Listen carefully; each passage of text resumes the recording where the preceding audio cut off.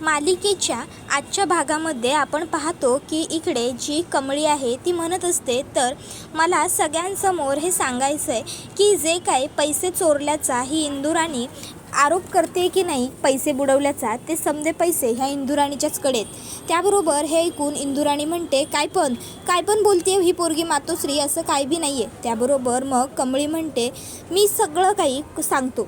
त्यानंतर मग कमळी आणि शंकर एकमेकाबरोबर बोलत असतात. कमळी शंकरला म्हणते, शंकर, इन्कम टॅक्स ऑफिसरची रेड पडायला पाहिजे बघ. रेड खोटी असली तरी वाटली खरी पाहिजे. त्यानंतर शंकर आणि त्याचे दोन्ही मित्र हे आता जगन्नाथ आणि इकडे इंदुराणीच्या घरी गेलेले असतात. आणि आता ते दोघंही जण घाबरतात.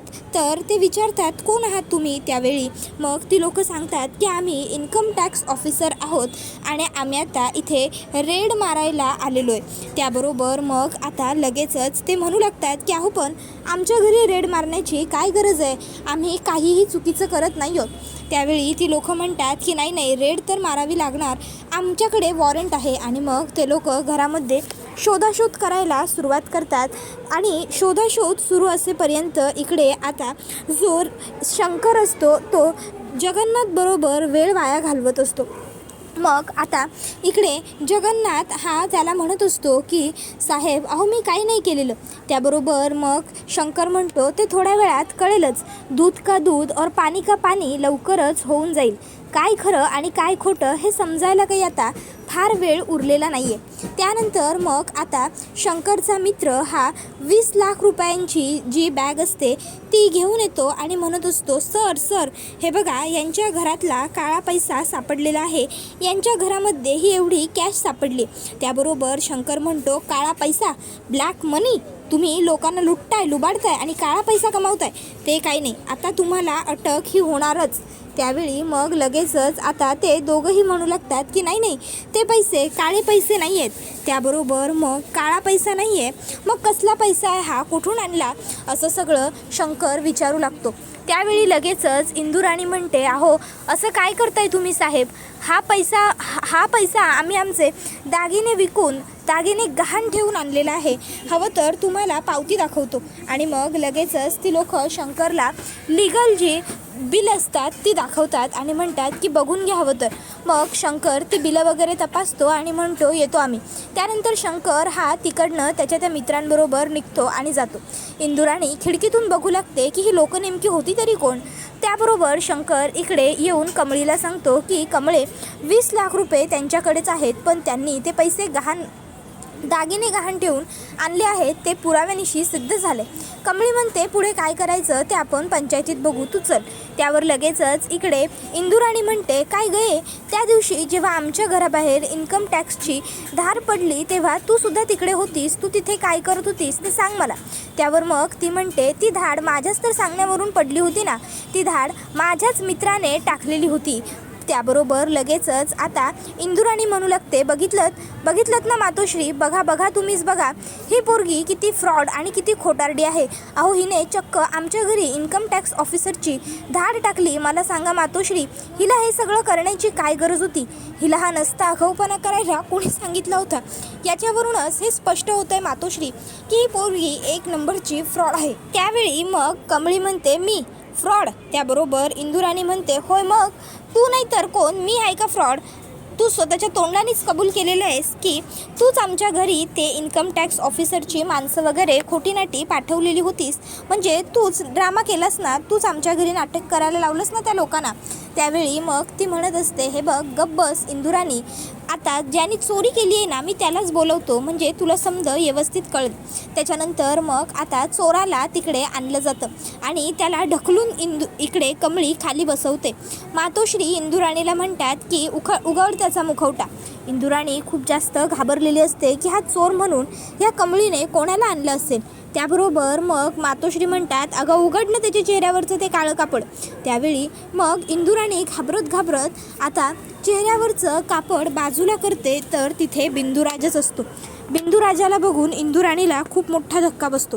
तर दुसऱ्या बाजूला इकडे आता मिनी आणि त्यांचा भाऊ हे दोघं जण आता वाट बघत उभे असतात की गौरी कधी येईल. तर इकडे आता लगेचच कमळी म्हणू लागते, ह्या बिंदुराजने स्वतःच्या तोंडाने कबूल केलेलं आहे की याने चोरी केली म्हणून. त्याबरोबर गावातली इतर जी लोकं असतात ती सुद्धा म्हणू लागतात की हा बिंदुराजा ह्याच्या बहिणीच्या नावावर खूपच जास्त गावामध्ये उडत असतो. त्यानंतर मग आता लगेच इकडे कमळी ही सांगू लागते की कशा पद्धतीने त्यांनी बिंदुराजाला किडनॅप केलं आणि कसा त्याला धुतला. त्यावेळी मग तिला लगेच शंकर म्हणत होता की कमळे, अगं ह्याला आपण एवढा चोपतोय तरी हा खरं बोलतच नाही आहे. त्यावेळी इंदुराणी चा भाव आहे तो त्याच्याकडून खरं मीच काढून घेणार असं कमळी म्हणते आणि मग ती बिंदुराजाच्या तोंडावरची येऊन पट्टी काढते आणि बिंदुराजला म्हणत असते, अरे बिंदुराजा, आणखीन किती वेळ तू असा मार खात राहणार आहेस? अरे त्यापेक्षा जाऊ देत ना, जे खरं आहे ते कबूल कर, खरं सांग आणि एकदाचा मोकळा हो. खरं बोललास तर किमान ह्या सगळ्या मारा वगैरेपासून तू सुटशील, तुझी सुटका होईल, तू वाचशील. जे असेल ते खरं बोल. त्यावेळी तो बिंदुराजा म्हणू लागतो की नाही, मी काय बी बोलणार नाही. माझ्या दिदीच्या विरोधात मी तोंडातनं एक शब्द तर दूर एक अक्षरसुद्धा काढणार नाही. माझी दिदी डॉन आहे, डॉन. ती मला नक्की शोधून काढणार आणि वाचवणार पण. कमळी म्हणते, हो का, तुझी दिदी डॉन आहे का? बरं ठीक आहे, माझी काही हरकत नाही, पण एकच सेकंद बरं का. आणि मग ती लगेचच बिंदुराजाला आता तिच्या फोनमधला तो फोटो दाखवते आणि म्हणते, हॉटेल डॉन. खूप दिवसांपासूनचं तुझं स्वप्न होतं ना रे, हॉटेल डॉन. पण मग मला सांग की जर तू आता हॉटेलच उघडू शकला नाहीस तर मग कसं चालायचं सांग तरी. नाही, आता जर माझं ऐकलंस आणि माफीचा साक्षीदार झालास नवं तर आणि तरच तुझी सुटका होईल. नाहीतर कसली सुटका आणि कसलं काय, तुला थेट 10 वर्षांची जेल होईल. मग तुझ्या दिदीनं किती पण पाकिटं वरती पुरवली ना तरी त्याचा काही एक फरक पडणार नाही. तुला जेल होणार हे फिक्सच आहे. त्याच्यानंतर मग बिंदुराज घाबरला आणि त्याने सगळं सत्य कबूल केलं होतं. त्यावेळी लगेचच इथे हे सगळं बघून मातोश्री म्हणतात, बाप रे इंदुराणी, तू खूप खालच्या दर्जाची बाई आहे हे तर मला माहिती होतं, पण खरंच तू इतक्या खालच्या दर्जाची बाई असशील असं कधीच मला वाटलं नव्हतं. तू इतकं वाईट वागू शकतेस का? तर हे सगळं काही शंकर लांबूनच उभा राहून बघत असतो. त्यावेळी लगेचच इंदुराणी ही तिथे बसते आणि तिच्या भावाला शंकरला म्हणू लागते की बिंदुराजाला म्हणू लागते की बिंदुराजा, अरे कशापायी घाबरतोयस? तुझी ही दिदी आहे ना? हाय तुझी दिदी. तू जे काय असेल ते खरं मातोश्रींच्या मोरं सांगून टाक. कर कबूल कर की ह्या लोकांनी तुला घाबरवलं, धमकावलं आणि तुझ्याकडनं कबुली करून घेतली. बोल बिंदुराजा, बोल. तू चोरी करणं शक्य नाही बिंदुराजा, बोल. माझ्या डोळ्यात डोळे घालून बोल बिंदुराजा. तसा बिंदुराज म्हणतो की नाही, मी चोरी नाही केली. ह्या कमळीनं माझ्यावर जबरदस्ती करून माझ्याकडनं हे वधवून घेतलं आणि हिच्याबरोबर कोणीतरी मुलगा पण होता. त्यावेळी मग इंदुराणी म्हणते, बघितलंत मातोश्री, माझा भाऊ निर्दोष आहे. या कमळीनं आणि तिच्या त्या मित्रानं त्याच्याकडनं बळजबरीने त्याने न केलेल्या गुन्ह्याची कबुली घेतलेली आहे. त्यानंतर मग जगन्नाथला आठवतं की त्याला आधीच धमकी दिलेली असते शंकरने की उगाचच्या उगाच जर माझं नाव कशात घेतलं तर मग तुझं काही खरं नाही. त्यावेळी मग कमळी म्हणते, कोणी साथीदार बिथीदार नाही आहे माझा, आणि जर तुला काही विचारायचं असेल ना तर ते मला विचार. त्या भल्या पोराला ह्या सगळ्याच्या मध्ये आणू नकोस. तर तोपर्यंत इकडे आता इथे गौरी असते, ती पोहोचतच असते घरी आणि ती म्हणते की चला बसा लवकर गाडीवर, आणि ती तिच्या दोन्ही भावंडांना गाडीवर घेते.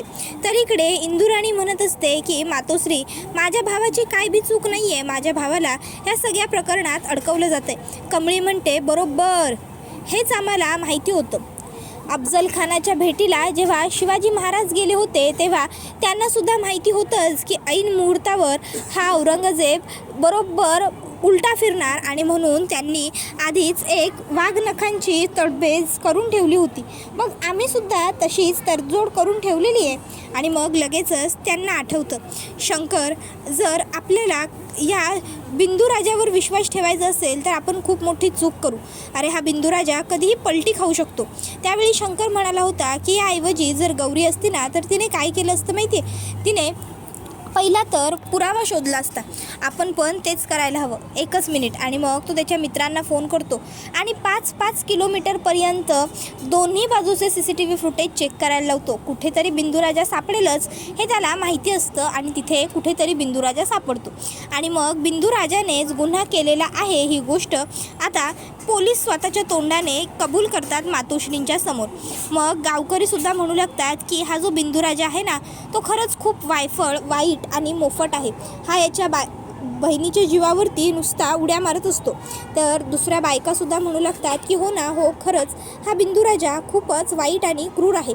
त्यावेळी मग आता मातोश्री म्हणतात, इंदुराणी काय म्हणणं आहे सगळ्या लोकांचं, हे खरं आहे का? त्यावेळी मातोश्री म्हणत असतात की मातोश्री मी मान्य करतो बिंदूराजानं चोरी केली असेल, मी मान्य करतो. पण ह्या समध्या प्रकरणाशी माझा खरंच काय बी संबंध नाही आहे. बिंदूराजानं चोरी का केली, कुणाच्या सांगण्यावरून केली, मला काय बी ठाऊक नाही बघा.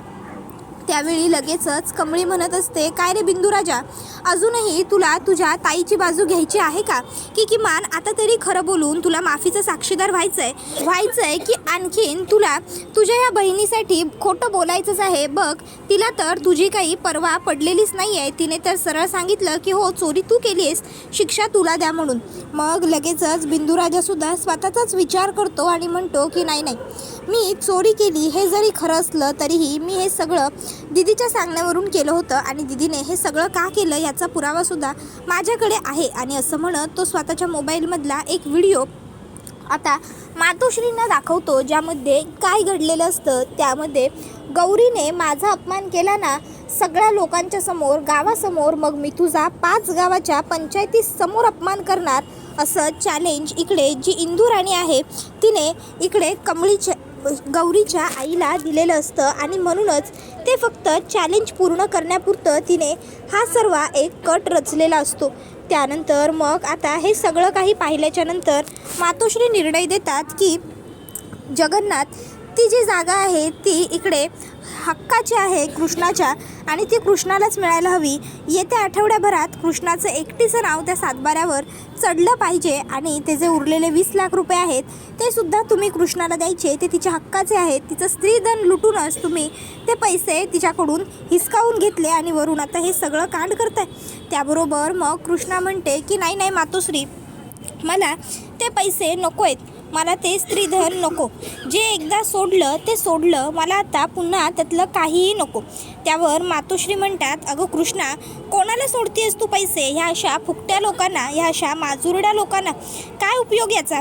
त्यावेळी मग लोकंसुद्धा कृष्णाला म्हणू लागतात की कृष्णा, हे बघ, या लोकांना तुझं स्त्रीधन तुला सोडण्याची काहीही गरज नाही आहे. ही लोकं अजिबातच चांगली नाही आहेत. अगं ही लोकं फ्रॉड आहेत, फसवी आहेत. मग तुला तुझं स्त्रीधन यांना द्यायची काय गरज आहे?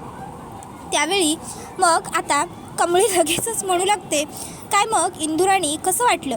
आता तू माफी मागायची आमच्या कृष्णाईच्या पायावर नाक घासून. मातोश्रीसुद्धा म्हणतात की हो, माफी मागायची. त्यावेळी कृष्णा म्हणत असते, मी आहे नवं म्हणून फक्त माफीच मागायला लावलोय. जर आमची गौरी असती ना तर गौरीने तर सरळ तुझी गाढवावरून ढिंडच काढली असती. चल लवकर माफी माग. त्याबरोबर जगन्नाथसुद्धा तिला म्हणतो की हो, माग माफी माग. मग मात्र इकडे इंदुराणीकडे काही पर्याय नसतो. कृष्णाच्या समोर पायावर नाक घासून माफी मागण्यासाठी इंदुराणी बसलेली असते. पण तोपर्यंतच आता स्वतः कृष्णाईच तिला उठवून बसवते आणि नको करू हे एवढं बोलते. तशी लगेचच पटकन इंदुराणी तिच्या नवऱ्याच्या मागे जाऊन लपते. तशा मातोश्री जोरात गरजतात, पुन्हा इकडे नादी लागायचं नाही कुणाच्याही आणि कृष्णाची आईच्याही. त्यानंतर सगळी लोक निघून जातात. तर मातोश्री कमळीचे आभार मानत म्हणतात, आज तुझ्यामुळे योग्य तो न्याय द्यायला मदत झाली बघ, खरंच तुझे खूप खूप आभार पोरी. त्याच्यानंतर मग इकडे कृष्णाईसुद्धा म्हणते, माझ्या लेकी माझ्यासोबत असताना मला कसली फिकीर नाही. त्याबरोबर हा व्हिडिओ इथेच संपतो. व्हिडिओ आवडला असेल तर व्हिडिओला लाईक करा, चॅनलवर नवीन असाल तर चॅनलला सबस्क्राईब करा आणि बेल आयकॉन आठवणीने प्रेस करा, जेणेकरून तुम्हाला पुढच्या प्रत्येक व्हिडिओचं नोटिफिकेशन मिळत जाईल आणि सर्व व्हिडिओंचा आनंद हा अगदी उत्तम पद्धतीने घेता येईल. चला तर मग प्रेक्षकांनो, आजच्या पुरतं इथेच थांबूया. पुढचा व्हिडिओ येईपर्यंत या व्हिडिओचा छान पद्धतीने आनंद घेत राहा. तुम्हाला ही मालिका कशी वाटते हे आम्हाला कमेंटमध्ये नक्कीच सांगा. टाटा बाय बाय, धन्यवाद, take care all of you.